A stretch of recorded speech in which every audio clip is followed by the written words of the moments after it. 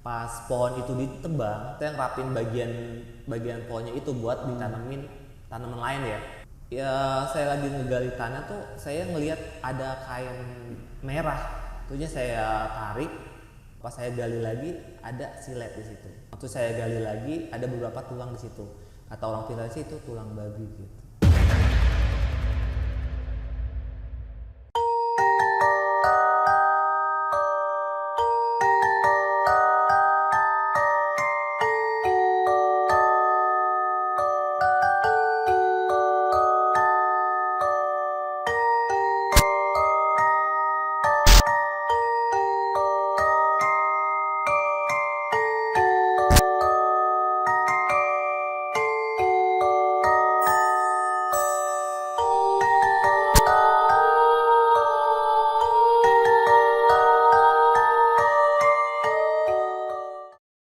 Assalamualaikum warahmatullahi wabarakatuh. Saya Mas Ton kembali menjumpai kawan-kawan alur kehidupan. Tentu saja dengan kisah-kisah mistis yang akan dibawakan oleh narasumber kita. Dan kali ini momennya cukup spesial karena kita datang langsung ke narasumbernya. Kalau biasanya kan narasumber yang datang ke studio, dan kali ini kita yang berkunjung, kita mendatangi narasumbernya. Dan konon katanya narasumber itu memiliki sebuah kisah di mana rumah yang dia tempati saat ini merupakan bekas rumah penganut pesugihan. Seperti apa kisahnya? Langsung aja ikuti ceritanya sampai habis. Halo Mas. Oke. Apa kabar? Kabar baik. Sebelumnya kita dan tim mengucapkan terima kasih sudah disambut nih kedatangan kita nih. Terima kasih banyak juga ya Mas ya. Iya. Sebelumnya ini Mas, secara garis besarnya rumah yang Mas Tio tempatin itu sebenarnya gimana sih? Sebenarnya dari awal saya juga belum tahu ini awal untuk ngebeli rumah ini karena kan ada niat baik untuk ibu saya ya Pak. Untuk ibu saya ini setelah saya ada transaksi dan menemukan orang yang ngejual rumah ini, diperkenalkan sama kakak saya gitu. Kebetulan saya ngeliat rumahnya cocok, dan juga pas saya itu langsung saya proses ke bank gitu. Setelah saya udah transaksi, udah kebeli rumahnya, habis itu tiba-tiba ibu saya mendadak sakit gitu. Oh jadi ini tuh bekas rumah bekas ya, bukan maksudnya bukan dari awal nempatin dari baru gitu sekali. enggak ya? Iya, enggak. Rumah bekas. Jadi bekasnya itu bukan pemiliknya, jadi pemiliknya itu sebelumnya ngontrakin ke orang lain gitu. Oh jadi ada rumah sama pemiliknya dikontrakin. Betul. Jadi tahun berapa itu beli rumahnya?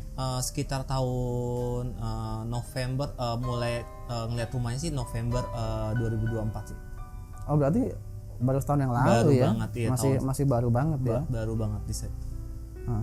Nah kalau pada umumnya nih orang ketika mau beli sesuatu barang atau katakanlah rumah seperti Mas Tio ini, kan sebelum transaksi ini tuh ada survei, ada mencari tahu ada apa sih dalam rumah tersebut misalkan.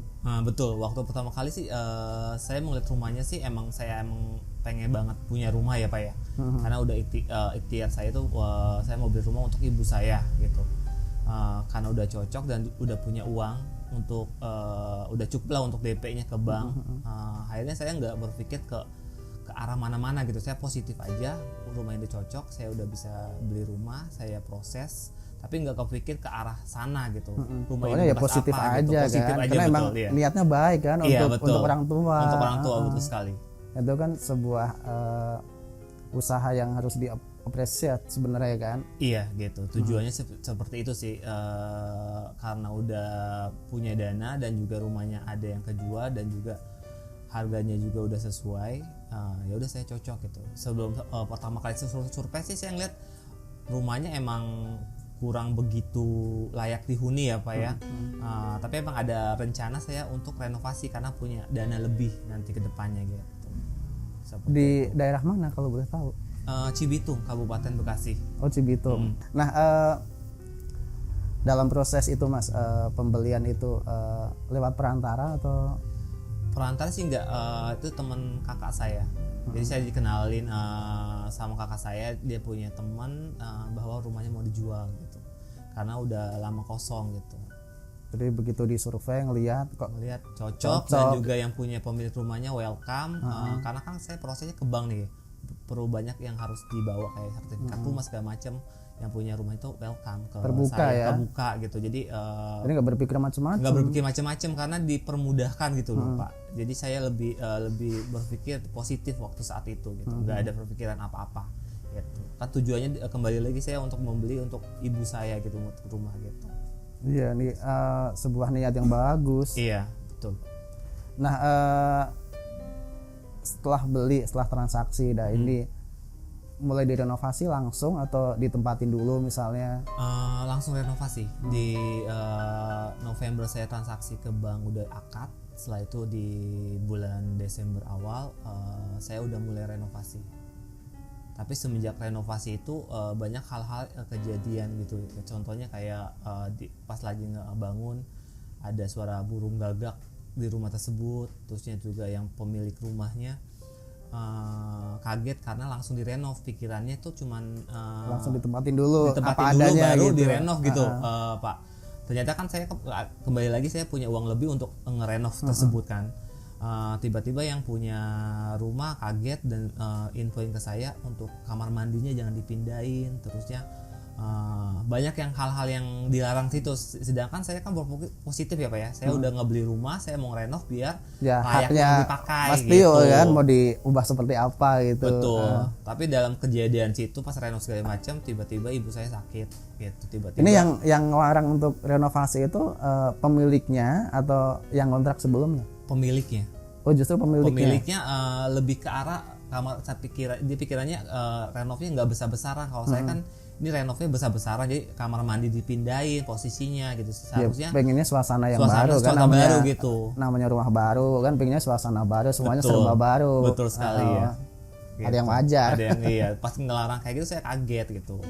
Pas sudah itu pas perjalanan renovasi tiba-tiba ibu saya sakit. Itu dari pemilik rumah itu apa aja sih larangannya selain nggak boleh mindahin kamar mandi atau? Jadi kan untuk proses untuk renovasi itu saya juga nggak langsung full. Jadi saya bertahap. Untuk saat itu pas bulan Januari saya renovasi cuma bagian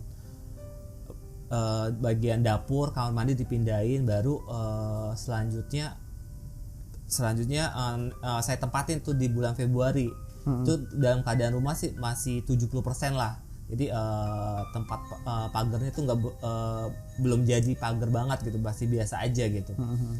Nah pas sudah kejadian itu, sebelum saya pindah, saya sibuk tuh Pak, bolak-balik rumah sakit. Kembali lagi ibu saya tuh tiba-tiba sakit mendadak gitu, nggak bisa bergerak. Langsung saya dilarikan rumah sakit Jakarta gitu.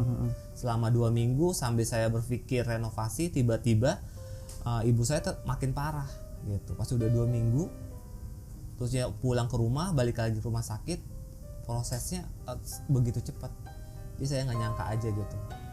Itu dari ibu sampai sakit itu berapa hari dari pertama kali nempatin? Belum ditempatin sama sekali, itu lagi kondisinya renov. Kondisinya renov, saya ada niat untuk renov, tiba-tiba ibu saya sakit. Jadi saya masih nempatin rumah yang lama. Oh, jadi ibu juga belum sempat nempatin rumah baru itu? Belum ya? Sama sekali, cuman ngelihat aja dua kali ngelihat rumah tersebut. Mas Tio, setelah renovasi akhirnya berapa lama sampai bisa nempatin untuk pertama kalinya ya? Iya, pertama kali renovasi itu tahap pertama ya, mulai pindah itu di bulan Februari akhir. Iya, kita pindah. Saya keluarga pada pindah ke rumah baru yang udah direnovasi tahap pertama gitu. Renovasinya itu masih sekitar 70% lah. Soalnya di bagian depan tuh belum selesai direnovasi karena nunggu budget dulu gitu. Oh, jadi sisi dalamnya dulu nih yang diperbaiki. Betul sekali ya. Bisa ini nggak sih Mas gambarin rumahnya tuh seperti apa sih? Kok harus direnovasi gitu? Rumahnya itu kalau menurut saya sih saat saya beli itu tanggapan ibu saya apakah langsung ditempatin, tapi saya bilang direnov, masih direnov dan banyak yang dibongkar, dan juga mau ditinggiin juga dari jalanan sampai rumah itu agak tinggi jadi modelnya gitu. Jadi saya rombak 85%. Tapi sebenarnya kalaupun tanpa renovasi bisa kan langsung ditempatin gitu. Kalau menurut saya langsung itu kayaknya kurang srek, mesti harus direnovasi baru saya tempat tinggalnya sama keluarga, karena kondisi rumah lamanya itu kalau menurut saya sih kurang aja gitu. Kalau menurut saya tuh kurang untuk ditempatin gitu. Jadi saya memutuskan ada uang lebih, jadi saya memutuskan untuk mau renov sebelum ditempatkan. Jadi lebih kepada karena tidak nyaman aja sebenarnya. Iya, ya. Kalau nyaman gitu. Secara layak ya sebenarnya layak aja kan. Kalau layak sih kalau kita pengen benar-benar menempati ya, karena punya budget, karena sedikit budget yang buat renov, saya memutuskan agak renov besar-besaran gitu. Nah setelah renovasi nih terus nempatin rumah baru gitu kan, ada apa nih pengalaman pertama apa nih yang dirasakan Mas Tio dan keluarga? Iya, pertama kali kan saya pindah, habis itu saya karena sibuk kerja atau gimana nggak sempet pengajian, jadi saya langsung pindah aja, paling langsung pindah, nggak langsung pengajian gitu, saya langsung nempatin aja. Nggak ada selamatannya. Nggak ada selamatannya gitu. Belum, karena kan banyak hal-hal setelah pindah itu, banyak hal-hal yang pengeluaran banyak lah, jadi saya nunggu pengajian nanti gitu. Nunggu benar-benar sempurna tunda, dulu nunggu kali sempurna ya. baru saya pengajian gitu Pak. Padahal kan kalau ini kan yang sakralnya itu harusnya diselamatin dulu gitu betul, kan. Iya. Tapi karena belum 100% rumah jadi dan juga terhambat sama biaya, jadi saya tunda dulu untuk pengajian tersebut. Gitu. Niatannya sih udah ada ya. Iya, niat sudah ada, tapi selalu ketunda gitu sih. Nah terus mulai ada pengalaman yang dalam tanda kutip ya negatif gitu. Pengalaman itu terjadi pas saya ada uang lebih untuk renovasi yang bagian depan. Nah, bagian depan tuh belum direnov tuh, pasang keramik belum segala macam. Nah, kebetulan pas saya lagi proses renovasi itu di bulan Oktober, pas sudah masang pagar kan di rumah saya kan sebelumnya ada pohon mangga mangga itu udah mati gitu, tapi kan karena itu menghalangi untuk akses masuk untuk kedepannya kalau saya jika punya mobil kan ya, jadi saya mulai tebang. Pas sudah saya memutuskan untuk tebang, kondisinya itu saya malam itu langsung badan saya nggak enak, tiba-tiba saya megang rambut aja kayak tersusuk jarum gitu. Pak gitu. Itu emang pohon tua atau gimana Mas? Pohon kok bisa gitu sampai efeknya tuh begitu dahsyat gitu? Saya juga kurang tahu itu pohon kayaknya udah pohon lama tapi udah nggak daunnya udah mulai dikit gitu. Makanya saya putusin untuk ditebang gitu. Tapi pas saya udah mutusin ada niat untuk tebang itu, tapi efek ke badan saya ngerasain yang nggak enak di sebelah kalau megang rambut aja tuh kayak tertusuk duri gitu malamnya gitu. Selama itu 2 hari. Pas pohon itu ditebang, habis itu ditebang terusnya saya ngerapin bagian pohonnya itu buat ditanemin tanaman lain ya, Pak. Saya menemukan sesuatu di situ. Gitu. Apakah itu? Ya saya lagi ngegali tanah tuh saya ngelihat ada kain merah. Terusnya saya tarik panjang. Habis itu saya pikir ini waktu itu mungkin musim banjir, ada kain yang menyangkut di situ kan. Saya positif aja gitu. Habis itu pas saya gali lagi ada silet di situ. Habis setelah itu saya masukin ke plastik, saya taruh di tong sampah. Habis itu malamnya kok saya nggak bisa tidur gitu. Kayak ada nggak bisa tidur, kayaknya awalnya langsung berbeda gitu. Jadi saya sama itu satu malam itu nggak bisa tidur. Lanjut saya WhatsApp kakak saya, teh kalau tadi siang saya menemukan sesuatu kayak gini, kata kakak saya, jangan dipegang lagi gitu, nanti kita panggil orang pintar gitu. Itu yang paling merasa banget efek di badan saya gitu, kayak nggak masuk akal, tiba-tiba di leher megang rambut aja sakit, waktunya malamnya nggak bisa tidur pas saat proses penebangan pohon tersebut gitu. Berarti ini bisa dikatakan penemuan benda yang pertama kali. Iya, pertama kali dalam hidup saya sih. Saya belum sebenarnya nggak percaya hal seperti itu, tapi kan kita sebagai orang awam kan mesti harus bertanya sama yang lebih pintar lagi, lebih tahu lagi gitu. Nah konon selain dua benda tersebut, kain yang katanya baunya anyir ya, iya, betul. Kayak darah gitu kan, betul. terus ada silet. Iya. Katanya ada benda yang disebut tulang babi juga. Iya, setelah saya panggil orang pintar, waktu saya gali lagi ada beberapa tulang di situ. Kata orang pintar sih itu tulang babi gitu. Saya juga langsung kaget gitu. Nah dari situ saya langsung merasa khawatir, gelisah gitu loh. Kenapa bisa ada benda itu di situ gitu. Saya langsung hubungin yang pemilik rumah gitu. Kata pemilik rumahnya? Kata pemilik rumah itu sih itu yang nanam sih pas dulu yang ngontrak di situ. Tapi pas saya bingungnya lagi, tapi yang ngontrak itu udah nggak ada gitu. Nggak ada, itu udah meninggal gitu. meninggal. Jadi saya bertanya kenapa gitu. Dan nggak bisa mencari untuk validasi ya, kebenaran benda tersebut untuk kenapa, buat untuk apa, katanya itu bukan untuk Mas kok, untuk saya, katanya gitu. Dia udah bilang kayak gitu. Untuk penangkal diri sendiri gitu ya. Penangkal dia sendiri atau gimana saya kurang tahu gitu. Nah setelah kejadian itu saya ngerasa gelisah aja gitu. Nah terus setelah manggil orang pintar itu benda-benda itu dikemanain? Benda-benda itu dibuang di kali sih kata orang pintar itu.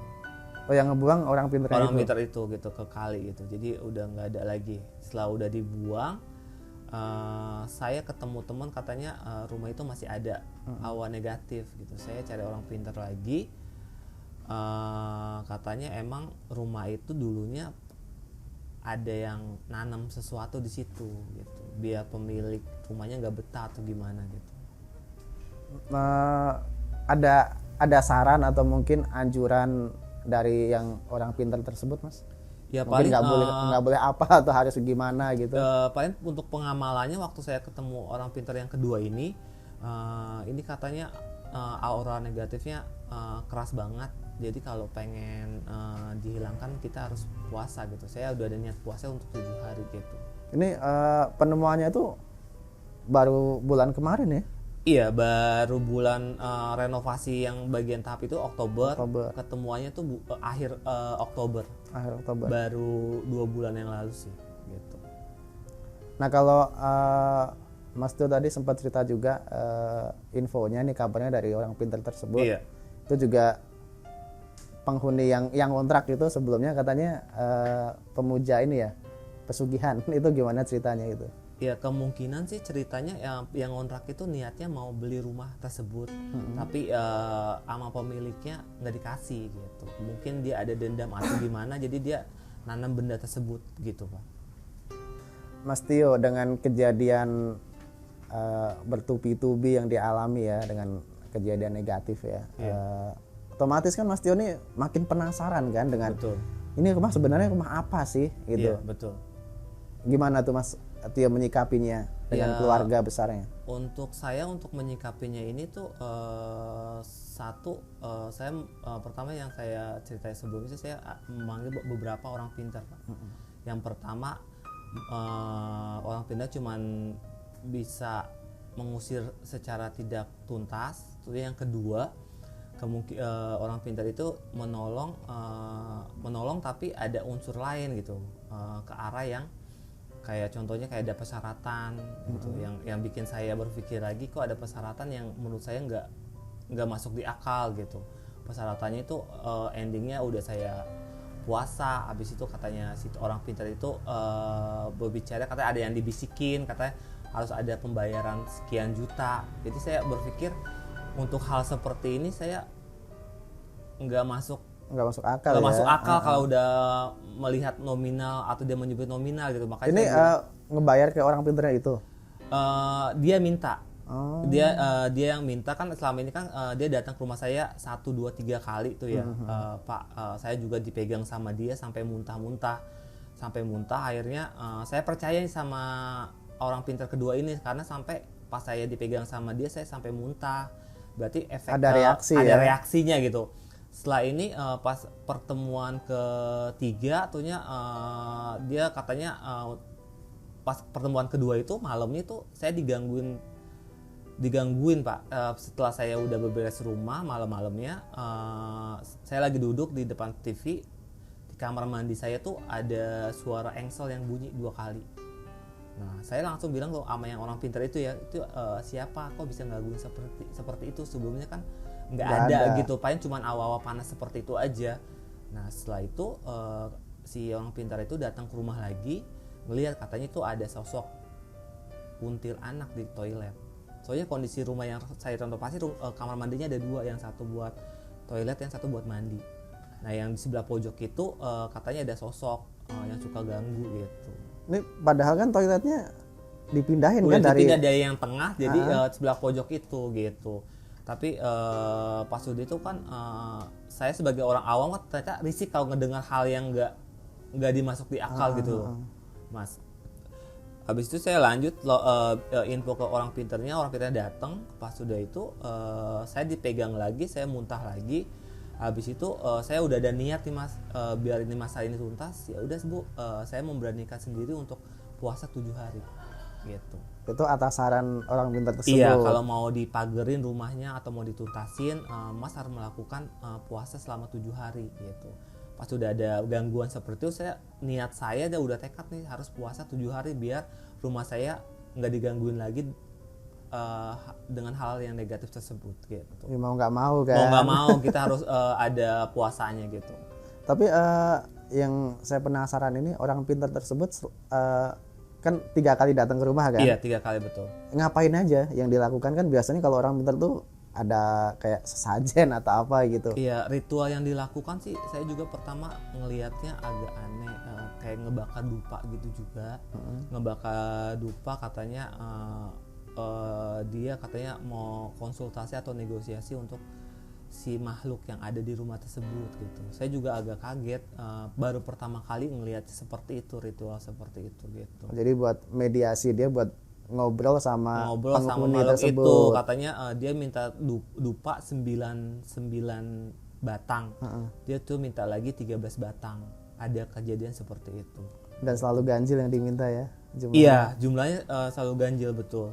13 batang buat negosiasi gitu. Tapi dengan kejadian seperti itu saya juga kaget. Habis itu ritualnya seperti itu, besoknya lagi saya digangguin tadi Mas.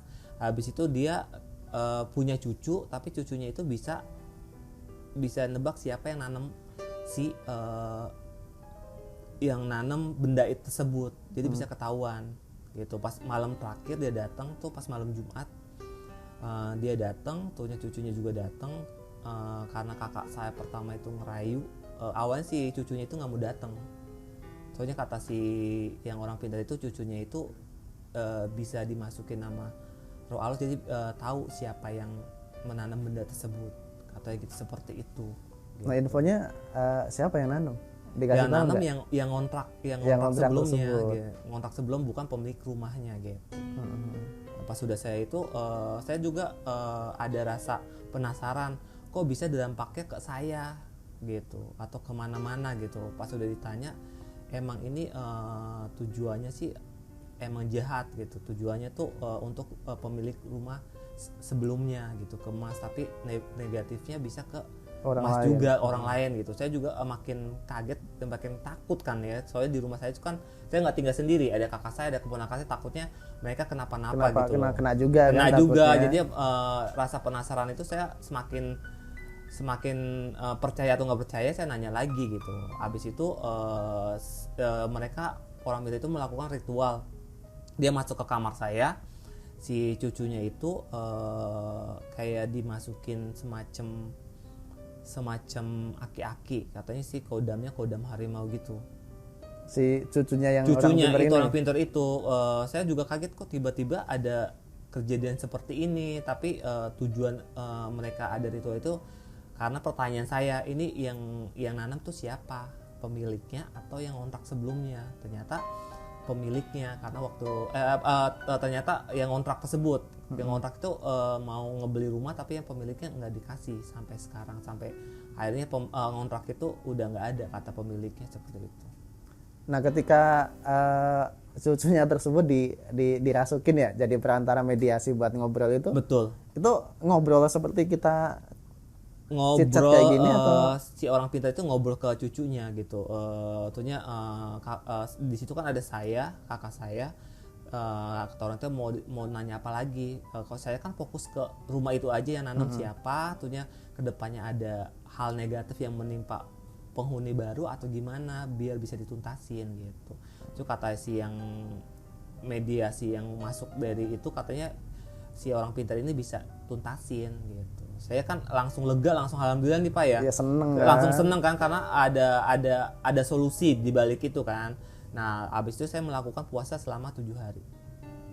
Gitu. Terus rekomendasi orang pintar tersebut. Orang pintar itu. Berarti sempet ngasih uang juga? Ngasih sih selama pertemuan saya kasih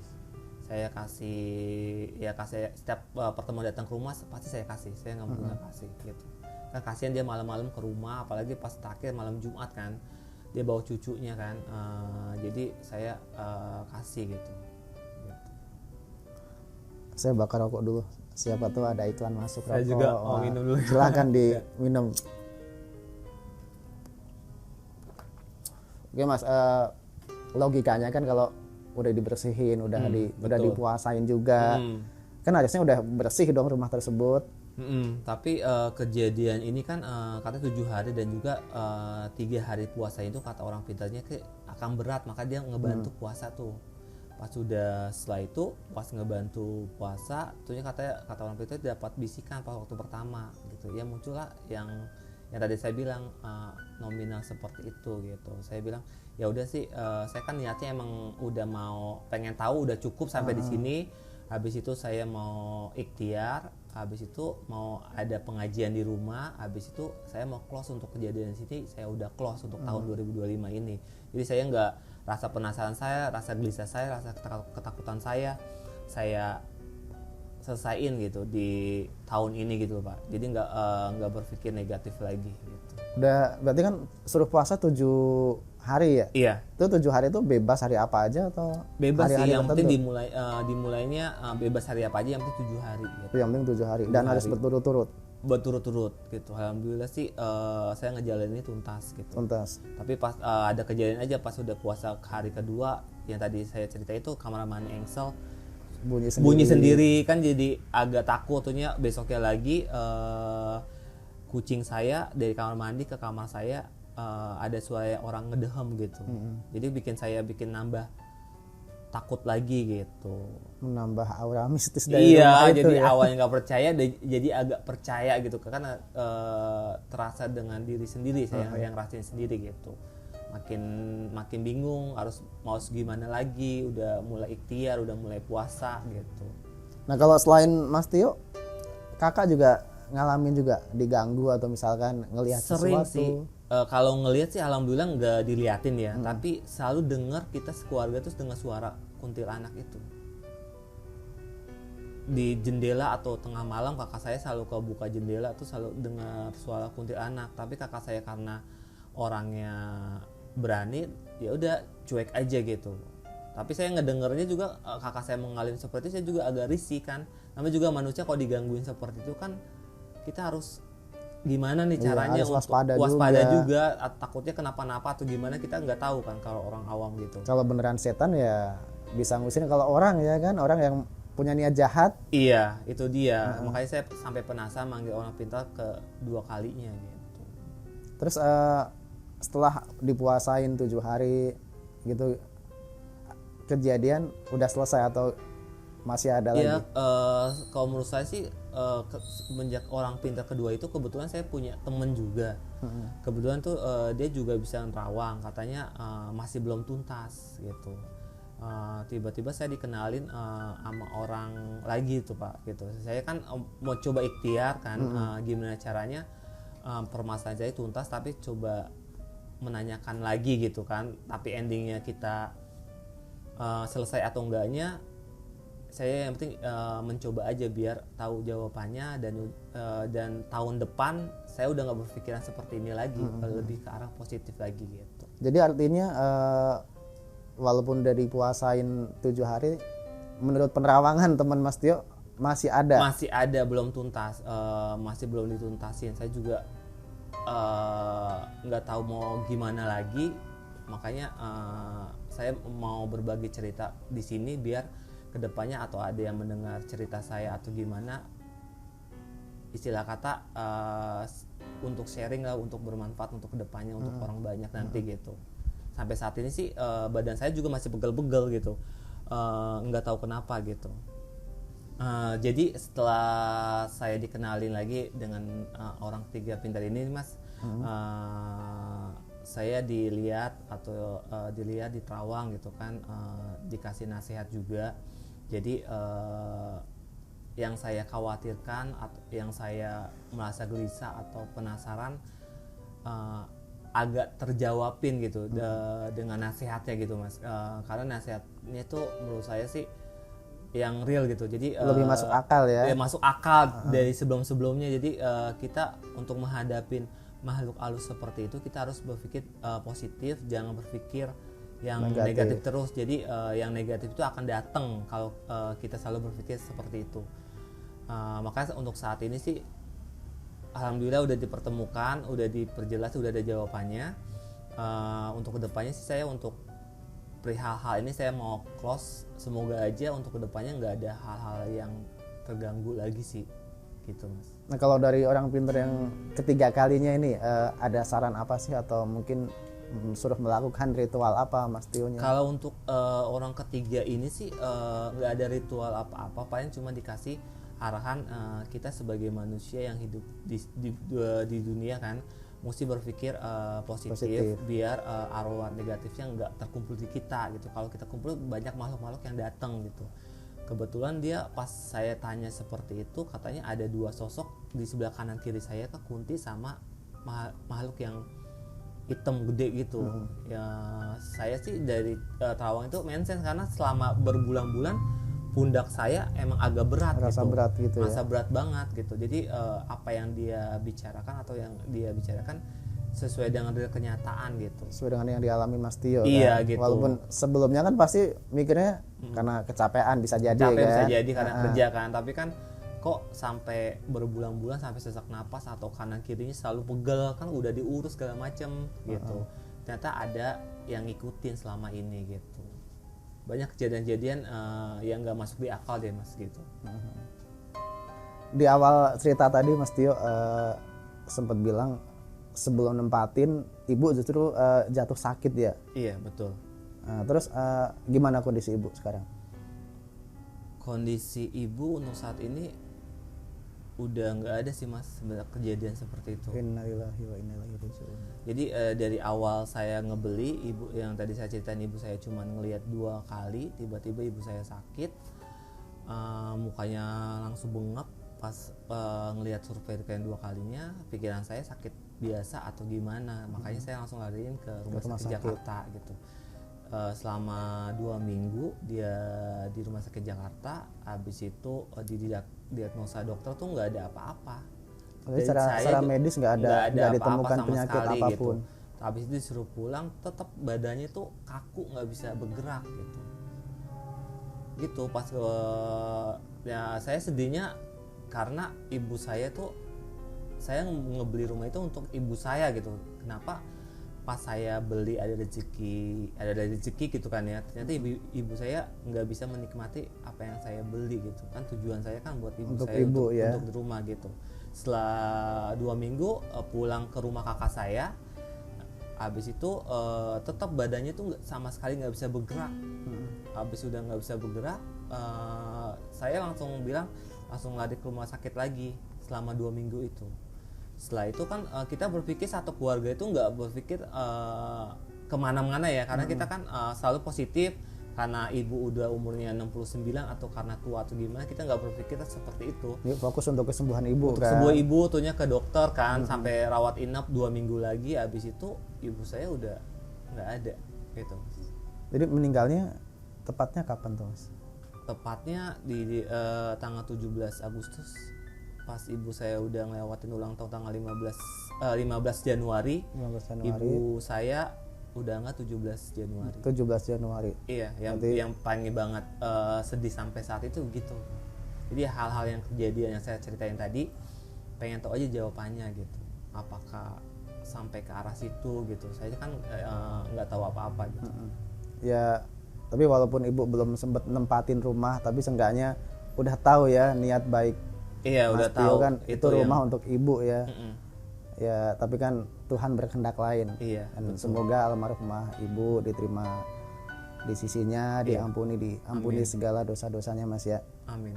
Ya. Oke, kalau gitu ceritanya kita tutup sampai sini. Iya. Terima kasih Mas Tio sudah berbagi kisah yang menurut kita ya banyak hikmahnya nih yang bisa kita petik. Betul. Semoga bisa menjadi teladan buat para penonton juga. Iya, betul. Oke, terima kasih buat kawan-kawan Alur yang sudah menyaksikan episode kali ini. Sekian, wassalamualaikum warahmatullahi wabarakatuh.